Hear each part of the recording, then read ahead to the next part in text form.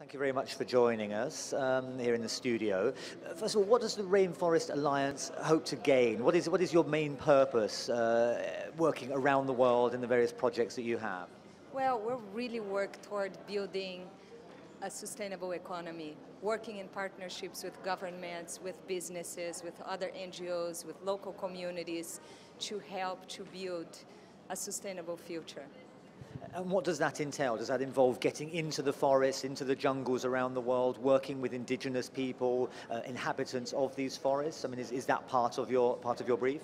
Yes, there are a few pieces to our approach. So we're really utilizing markets to achieve our biodiversity conservation goals and our sustainable livelihood goals. So working specifically within the forestry, agriculture, and tourism sectors to develop the standards for sustainable practices within these sectors, then to finding a way to keep those that are complying with these standards, to deal with the accountability, so using certification as a tool to differentiate those products that are coming from the field from all over the world. We work in 80 countries to ensure that a consumer can differentiate a product that is grown in a sustainable way versus the one that it's having a negative environmental and social impact.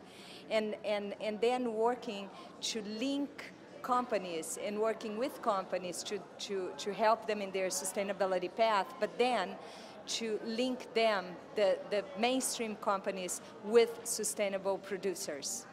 And presumably you're working in sometimes fairly remote areas. We hear stories about farmers deforesting vast areas of Brazil where it's difficult to monitor what's going on. Do you manage to get into some of these very remote areas to ensure that the products coming out of those areas are sustainable?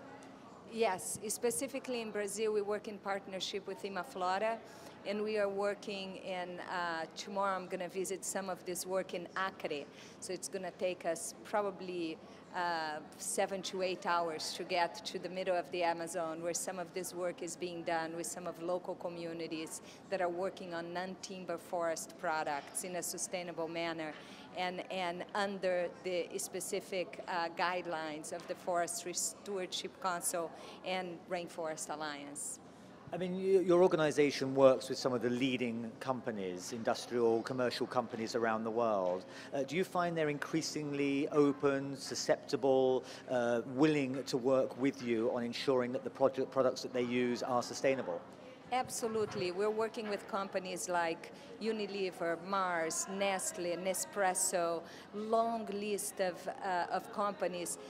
Recently got a commitment from Marfrig here in Brazil and Carrefour on specifically their commitment is around sustainable beef, a new program, the Sustainable Agriculture Network and Rainforest Alliances has launched and we're working on.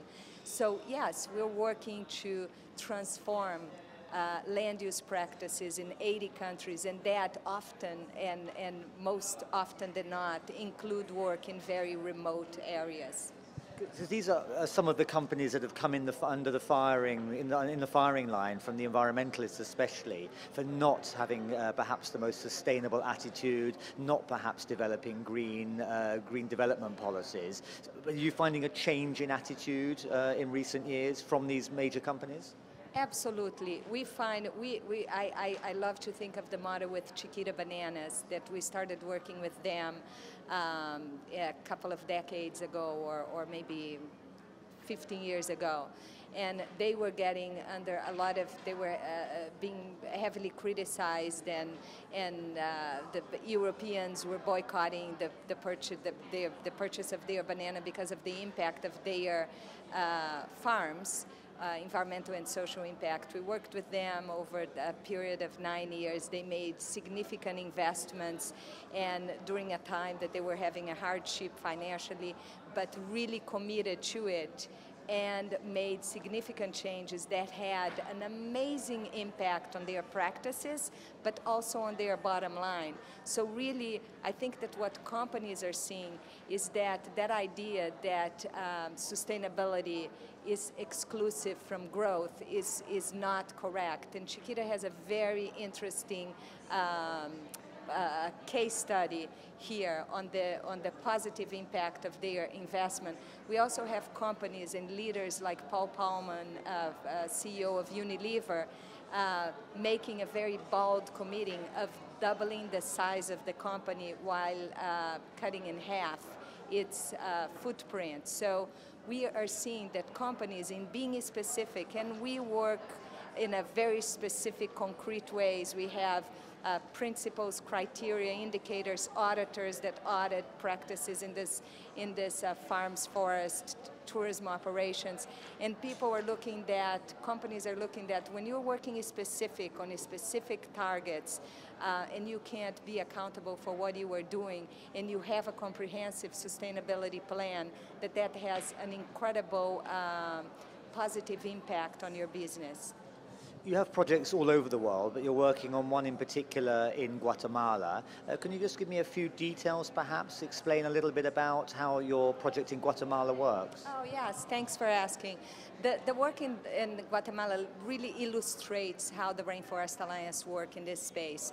We started working there in the 90s when the government of Guatemala was dividing the very important Maya Biosphere Reserve into different areas of use, where an area was protected and was going to be a reserve and protected, no activities should take place in that area, while another area was, the government gave concessions where local indigenous communities could use, harvest, or have multiple use of the resources within that forest. And at that time, for a 40-year period of time, and at that time we started working with the government and help guide them to ensure protection and put some guidelines in their relationship with concessions, and we're able to get them to require that these communities complied with Forest Stewardship Council standards. So we worked with them, they got certified,